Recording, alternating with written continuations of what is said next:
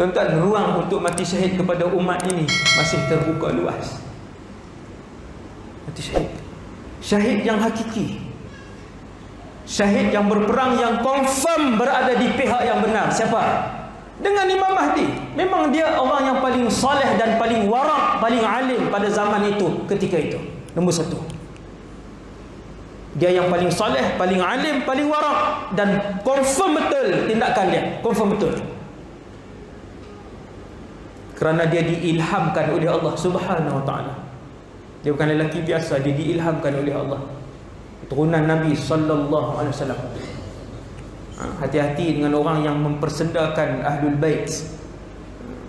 Sebut Habib, boleh kata yang ni yang banyak cerita karut. Sedangkan tak yalah, tajuk tu pula lama pula. Kita tajuk lain pula, tajuk Wahabi pula. Subhanallah. Hati-hati. Berlaku perang 1, perang 2, perang 3 semua menang. Perang 4, kemudian kemuncak peperangan. Kemuncak perang di Palestin ke di Syria? Di Syria. Syria. Satu negeri dalam Syria pada hari ini. Negeri itu Nabi tak sebut, tetapi daerah itu ada di dalam negeri yang bernama Halab. Dalam bahasa Inggeris dia panggil Aleppo, bukan Apollo. Itu biskut tu, kek tu. Aleppo dalam English. Dalam bahasa Arab disebut Halab. Di dalam Halab itulah akan berlaku peperangan terbesar dalam sejarah kemanusiaan. Tu episod nak dekat 50 dah tu. Dapat dekat 50-60 tu, episod dia sangat panjang. Episodnya sangat panjang. Orang Islam bersama dengan pasukan mujahidin yang sebenar, Imam Mahdi, sangat sibuk waktu tu, terlampau sibuk. Ketika itulah seluruh bangsa kafir di dalam muka bumi Allah ini akan bergabung dan bersatu di bawah satu bendera. Amerika akan bergabung dengan Eropah, akan bergabung dengan China, akan bergabung dengan Rusia waktu tu. Dia sebelum tu ada episod lagi, ada 7-8 episod orang Islam bergabung dengan satu pihak yang besar, musuh. Nabi sebut, Nabi cerita orang Islam akan bergabung dulu dengan satu kumpulan Nasrani. Nabi sebut tentera Nasrani. Cina Nasrani kan tuan, negara Cina kan? Nampak kuasa besar dunia. Rusia Nasrani kan? Europe Europe Nasrani banyak. Saya tak mau sebutlah yang tu.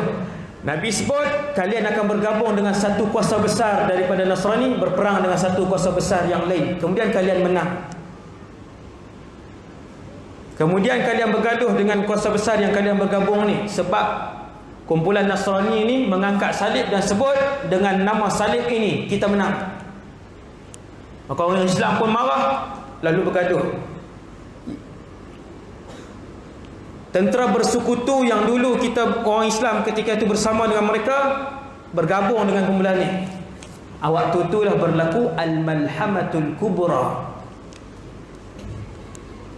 Armageddon tu, peperangan terbesar sejarah kewujudan manusia. Paling besar. Ketika itu orang Islam sahaja dan kesemua bangsa kafir bergabung. Pernah bayang tengok satu lawan berapa?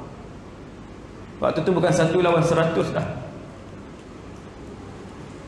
Melihat jumlah tentera sahaja, munafik yang ada dalam kumpulan ni patah balik.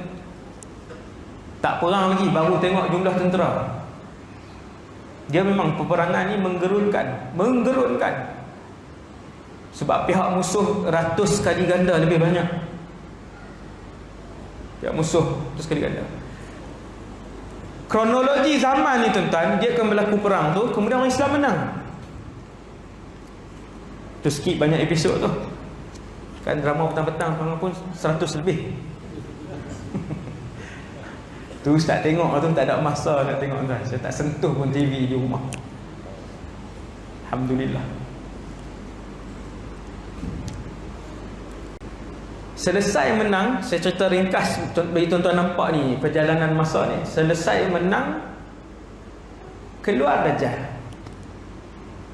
Betul-betul selesai perang itu, keluar Dajjal di Asfahan atau Khurasan, Iran. Maka berlaku pula peperangan tentera Imam Mahdi dengan tentera Dajjal. Kali ini tentera Imam Mahdi berundur. Kuat, sebab tentera Dajjal kuat. Berundur satu tempat berundur. Akhirnya sampai duduk dalam satu masjid. Masjid itu ada menara putih. Di menara itulah Nabi Isa akan turun daripada langit yang kedua. Tuan-tuan, mendengar kisah ini, ada orang dalam YouTube ceramah saya tentang kisah Nabi Isa turun ni, bawah tu dia tulis, Ustaz Wadi itulah Dajjal sebenar. Sebab dia bawa cerita tak masuk akal, cerita karun. Subhanallah, saya tengok, ya Allah. Zaman ni tuan-tuan mula muncul, bukan tahun ini tuan-tuan, sejak 8 tahun yang lalu. Dari mana dia ambil nombor telefon saya, daripada mana apa, yang call pun ada, Ustaz tolong hentikan, kami malu dengan kawan-kawan kami yang bukan Islam ni. Ustaz cerita benda-benda karut, benda-benda tak masuk akal. Saya beriman Ustaz, tapi saya tak mau Ustaz cerita benda-benda keluar air tangan Nabi naik buruk, terbang, naik ke langit. Apa ni Ustaz? Sampai hari ni dialah Dajjal sebenarnya. Baik, saya kata saya pula Dajjal. La haula wala quwwata illa billah al-aliyyil azim. Lama, kumpulan ni sudah lama. Sampai hari ni mereka masih lagi menyerang. Tapi saya tak rasa apa pun, tak ada apa pun. Kan? Dia serang macam tu dah, Ustaz mengarut apa semua kan. Kemudian berundur, tak boleh bertempur dengan tentera Dajjal. Kuat. Kenapa kuat? Tu cerita Dajjal. 2 jam saja Dajjal. 2 jam yang lain sampai ke 1 tu pagi. Kita minta mana-mana pihak masjid panggil ustaz kan, tajuk ceramah tu.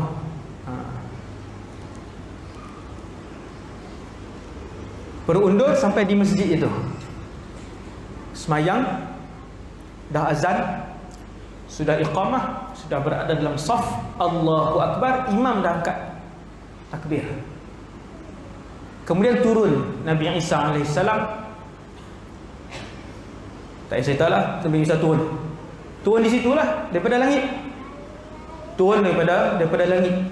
Turun secara hakikat, secara fizikal, bukan roh. Fizikal ni boleh pegang, boleh sentuh Nabi Isa. Nabi Isa makan, Nabi Isa minum, Nabi Isa tidur, Nabi Isa berkahwin, Nabi Isa mendapat anak. Pula dah lagi karut dah ni. Itulah yang diceritakan oleh Rasulullah sallallahu alaihi wasallam. Tuan-tuan, yang tu berita gembira. Tuan-tuan pernah bayang hidup dengan seorang rasul? Allahu Akbar. Tuan-tuan, kalau boleh hidup dengan mana-mana Nabi yang 124,000 orang Nabi tu, boleh hidup seorang pun cukup dah. Kerana mana-mana Nabi tak pernah bercakap bohong, mana-mana Nabi tak pernah menyakitkan hati orang lain, mana-mana Nabi tak pernah meninggikan suara. Akhlak setiap Nabi adalah baik. Apatah lagi tuan-tuan, Rasul itu adalah ulul azmi, Isa ibn Maryam alaihi salatu wassalam.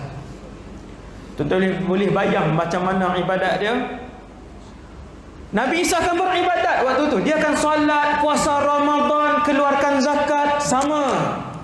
Manusia yang boleh disentuh. Manusia.